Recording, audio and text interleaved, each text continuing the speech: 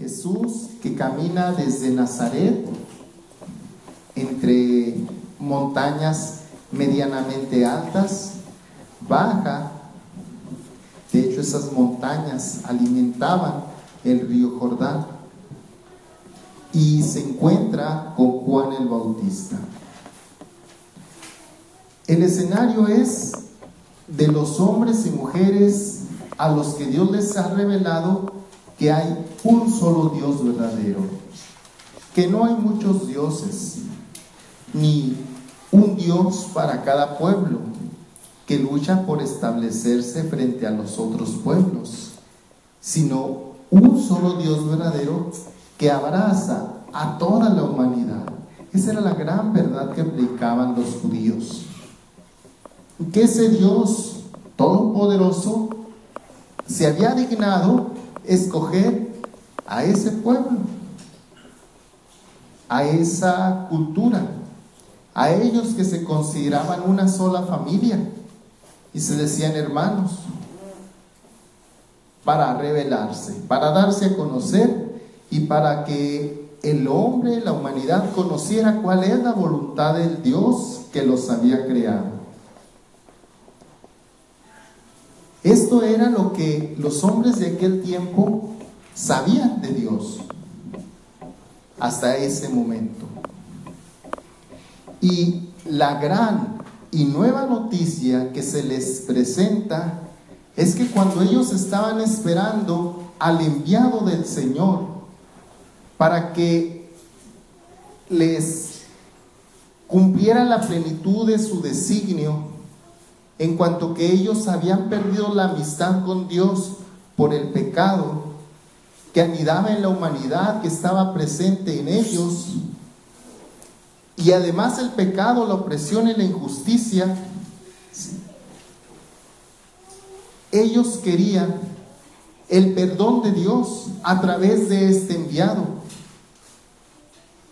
Se bautizaban no para obtener el perdón, y eso lo sabían ellos, sino como una actitud de dolor frente al pecado que anidaba en ellos y que venían arrastrando. Tal vez en un momento dado no pecaban todo el día, pero ese pecado dejaba sus huellas en la conciencia, y su arrepentimiento no podía decirse: establecí nuevamente la amistad con Dios, porque su pecado pesaba siempre sobre ellos. Y ellos decían: dado que el pecado lesiona mi conciencia, este baño es un signo de purificación. Pero lo sabían, el pecado está ahí, el pecado sigue ahí. Las dos verdades que hoy se nos revelan es que Jesucristo viene con el poder de perdonar los pecados, y también que es enviado de Dios, es su Hijo.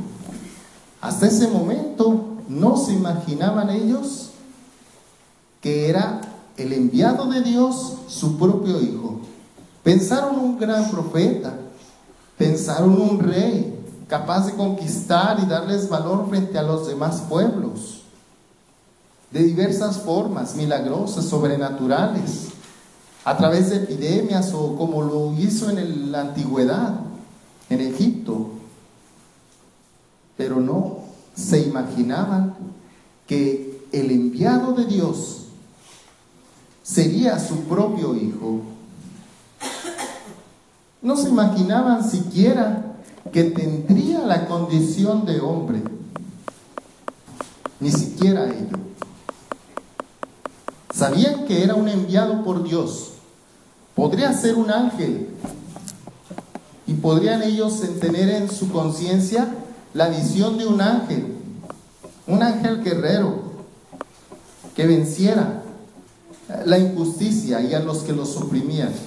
Esa era su figura, una figura angelical, un gran profeta o un rey poderoso. Pero nunca imaginaron, les digo, el Hijo de Dios. Por eso esta voz del cielo que les alcanza a todos los que estaban en ese lugar: este es mi Hijo amado, en quien me complazco,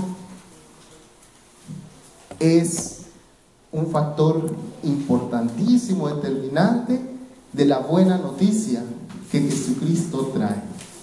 Él es el Hijo de Dios. Nadie hasta ese momento podía llamar Padre a Dios. Hasta ese momento.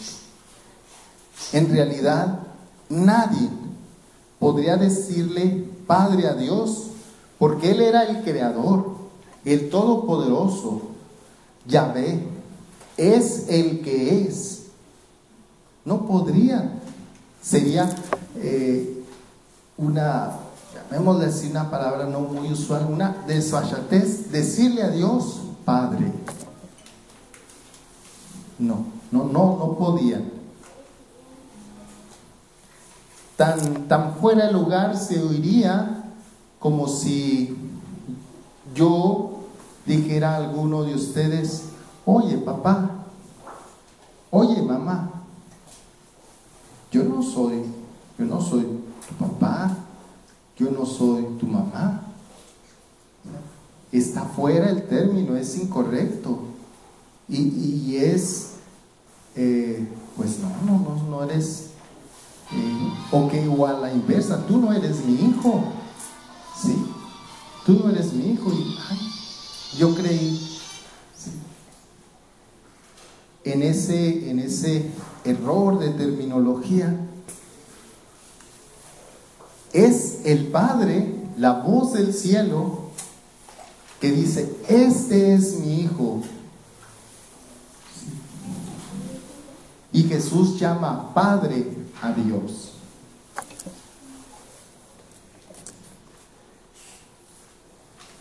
Después, siendo Jesucristo el Hijo de Dios, nos enseña a decir Padre a Dios. Él nos enseña, porque Jesucristo nos enseñó a decirle Padre a Dios. Por eso es que podemos decir nosotros: Dios es nuestro Padre, en la oración del Padre nuestro. Cuando oren así: Padre nuestro que estás en el cielo. Él nos enseñó. Pero para que no haya confusión en cuanto a la categoría de Él, que Jesucristo es el Hijo único de Dios, nosotros decimos: participamos, nosotros somos hijos adoptivos de Dios. Llegamos a ser hijos adoptivos de Dios. Cuando nacemos, no somos hijos adoptivos de Dios. Somos criaturas de Dios, amadas frente a cualquier otra criatura de Él que tenga vida. No nos equiparamos, por ejemplo, con las flores, con los campos, los bosques, que también son hermosos, ¿no?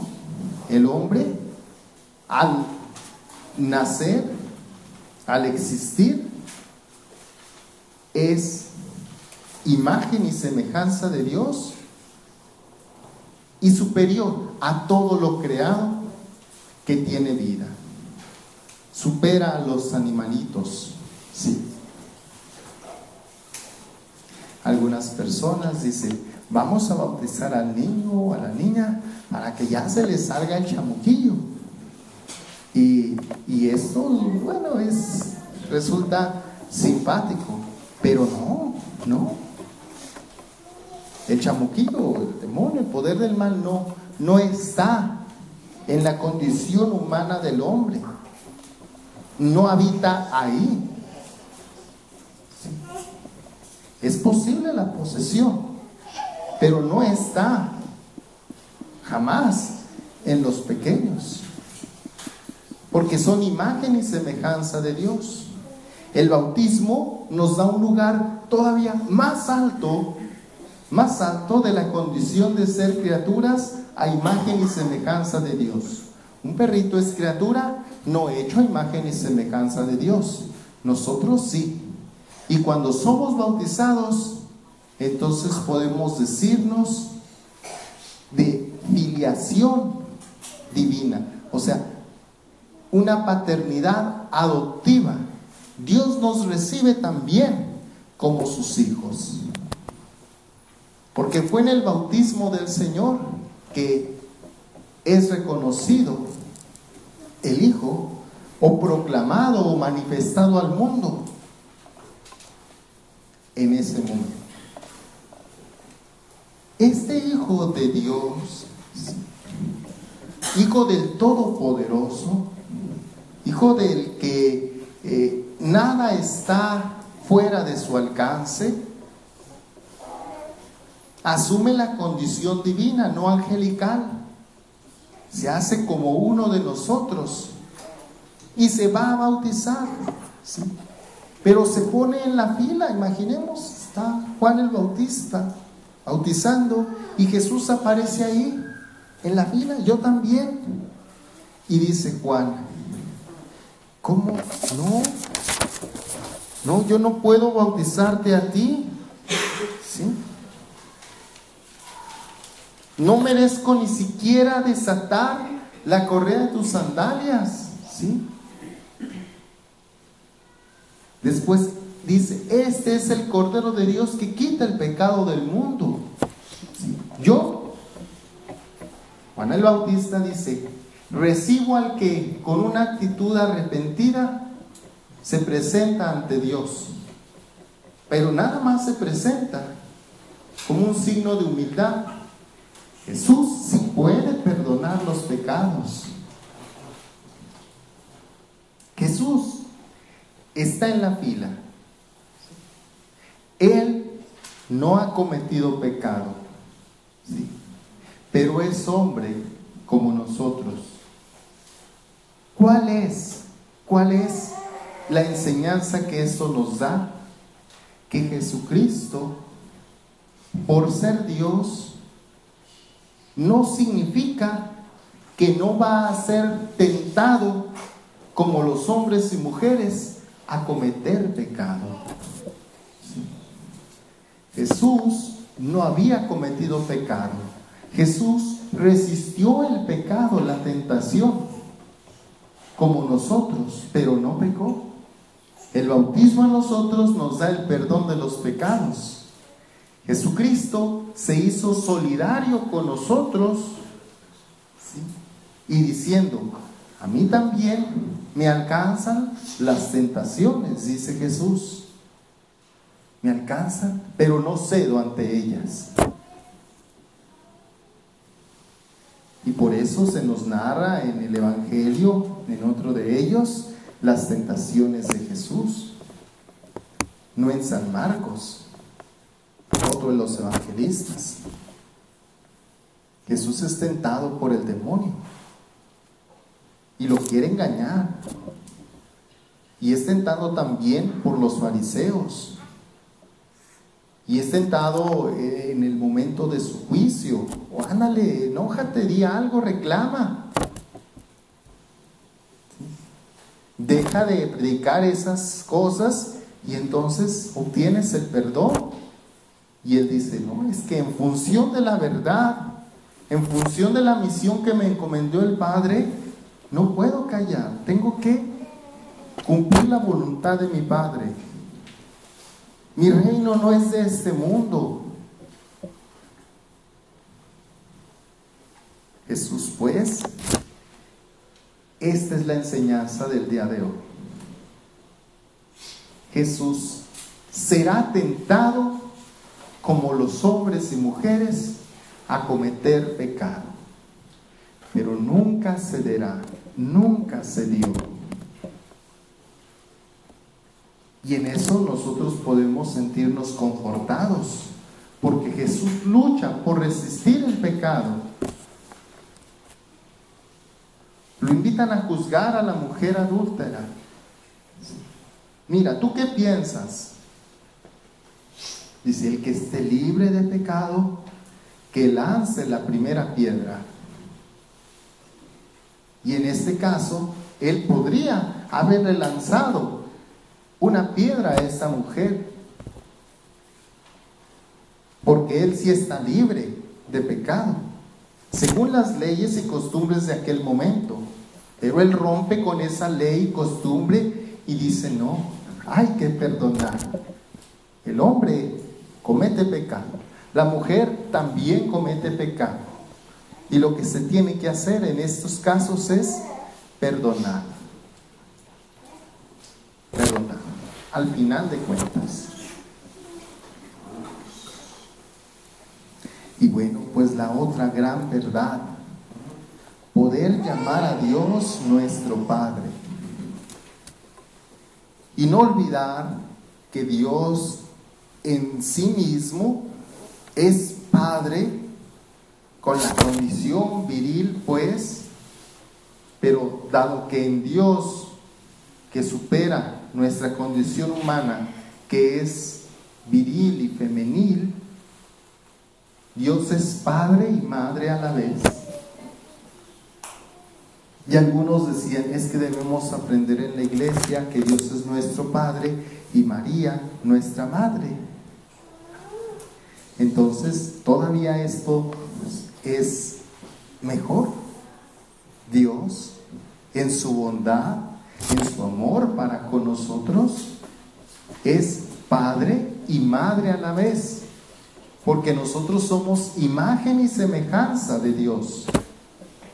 Y aquello que brota de nosotros, de nuestro ser, en relación al amor que somos capaces de dar, ¿sí?, como madres o como padres, pues Dios es de donde emanan, porque participamos de ese potencial. Porque Dios ama, nosotros somos capaces de amar. Porque Dios es amor, entonces participamos de ese potencial de amar.